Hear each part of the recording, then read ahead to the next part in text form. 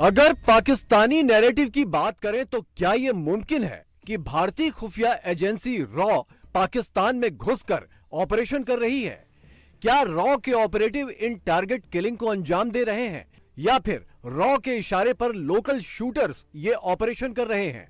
इन सवालों के जवाब कभी नहीं मिलेंगे क्योंकि रॉ सिर्फ काम करती है, बोलती कभी नहीं। रावला कोट जो आज़ाद कश्मीर में है, वहाँ पे कश्मीरी रहनुमा मोहम्मद रियाज, इनको 8 सितंबर 2023 को कत्ल किया गया और सैयद खालिद रज़ा साहब जो हैं, इनको 26 फरवरी 2023 को गुलिस्तान जौहर कराची में कत्ल किया गया। ये सारी खबरें जो हैं ये इंडियन अखबारों की बता रहा हूँ कि फ़लाँ पाकिस्तान में जो है बंदे को पाकिस्तान के फ़लाँ शहर में कत्ल किया गया। सलीम रहमानी साहब 1 जनवरी 2022 नवाब शाह सिंध में इनको पेट्रोल पंप पे कत्ल किया गया। इम्तियाज आलम 20 फरवरी 2023 बर्मा टाउन इस्लामाबाद में इनको कत्ल किया गया है। एक तो वो खुद यहाँ पे कार्रवाई करके उसकी जिम्मेदारी लेते हैं। असल मसाइल तो ये हैं, कौमियतों के इज्जत दाराना जो खुददारी होती है या एक नेशनलिज्म जो होता है वो ऐसे केसेस में सामने आता ये है। ऐसे और हमारे यहाँ भी मर रहे हैं लोग और राज जिस तरह मुलव्वस है, बलोचिस्तान से लेकर लाहौर तक हर जगह पे अपनी वो कार्रवाइयां करते हैं और मैं समझता हूँ हमें मजीद प्रोएक्टिव होना पड़ेगा। विदेशों में इंटेलिजेंस ऑपरेशन हर देश की खुफिया एजेंसी करती है, भारत की रॉ भी और पाकिस्तान की आईएसआई भी। लेकिन रॉ एकदम लो प्रोफाइल है तो उसके उलट पाकिस्तानी एजेंसी आईएसआई उतना ही ज्यादा शोर मचाने वाली। यह है पाकिस्तानी खुफिया एजेंसी आईएसआई के चीफ नदीम अंजुम।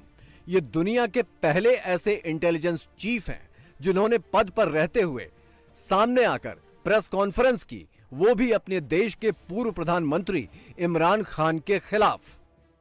मुझे आपके मिलने पे एतराज नहीं है, आप मिलिए, ये हमारा फर्ज है इस मुल्क के हर शहरी की आवाज पे लब्बैक कहना।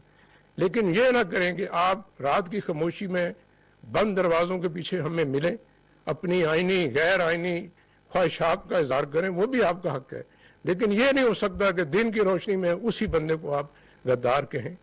बहरहाल पाकिस्तान में जो हो रहा है वो पाकिस्तानी पुलिस और आईबी तो छोड़िए, आईएसआई के रडार के भी बाहर है।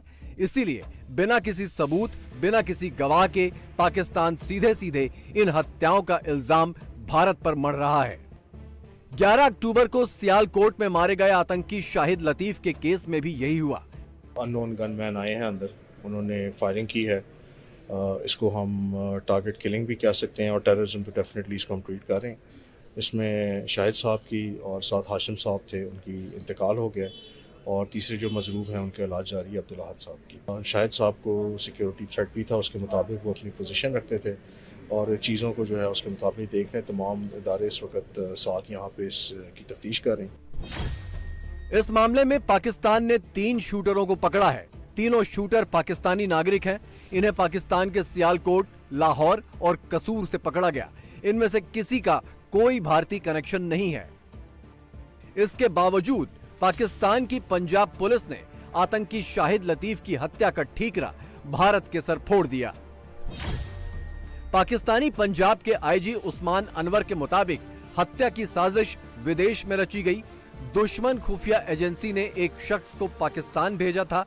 विदेश से पाकिस्तान आए शख्स ने कुछ लोगों से मुलाकात की और इन सब ने मिलकर शाहिद लतीफ की हत्या की। It was an attack of terrorism. It was sponsored from outside Pakistan. Sialkot के अंदर एक मस्जिद के अंदर सुबह के वक्त फायरिंग करके कुछ अफराद को शहीद कर दिया गया। पाकिस्तान की लॉ एनफोर्समेंट एजेंसीज ने इकट्ठे होकर पाकिस्तान के अंदर होने वाली इस दहशतगर्दी को 24 घंटे के अंदर न सिर्फ ट्रेस किया, हमने इसको फौरी तौर पर रिजॉल्व कर दिया, पकड़ लिए बंदे अदालतों में पेश कर रहे हैं। अपनी हर समस्या का आरोप बिना किसी पुख्ता आधार के भारत पर मढ़ देना पाकिस्तान की पुरानी आदत है और अब कनाडा के पीएम जस्टिन ट्रूडो ने भी पाकिस्तान से खालिस्तानी आतंकियों के साथ साथ पाकिस्तान की ये फितरत भी इंपोर्ट कर ली है। लिहाजा उनकी भी पूरी दुनिया में पाकिस्तान जैसी जगहंसाई हो रही है। कनाडा में एक सिख रहनुमा कत्ल हुआ है तो उन्होंने पूरी दुनिया में शोर मचा दिया है। हमारे मुल्क पाकिस्तान में सिख नहीं, कई कश्मीरी रहनुमा जो हैं उनको कत्ल किया गया और इंडियन अखबार कह रहे हैं कि ये हमारी कार्रवाई है। क्या हमारे वजीर आज़म को अब न्यूयॉर्क में यूनाइटेड नेशंस में जाके ये बात नहीं करनी चाहिए? ये बिल्कुल उठाना चाहिए। देखिए, हमारी security agencies round the clock काम करती हैं इन्हीं चीज़ों को काउंटर करने के लिए। जस्टिन ट्रूडो एक खालिस्तानी आतंकी हरदीप सिंह निज्जार की मौत पर दिमागी संतुलन खो बैठे तो सोचिए पाकिस्तान का क्या हाल होगा, जिसकी लिस्ट लंबी है।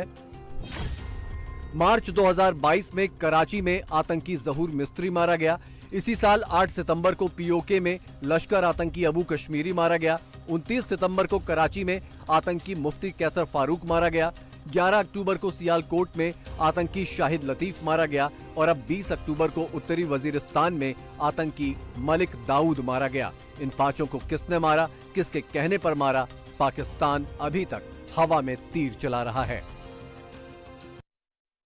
कंट्रीब्यूट कर रहे हैं तो उनको मारने का जवाब नहीं बनता, उनको टारगेट किलिंग का जवाब नहीं बनता।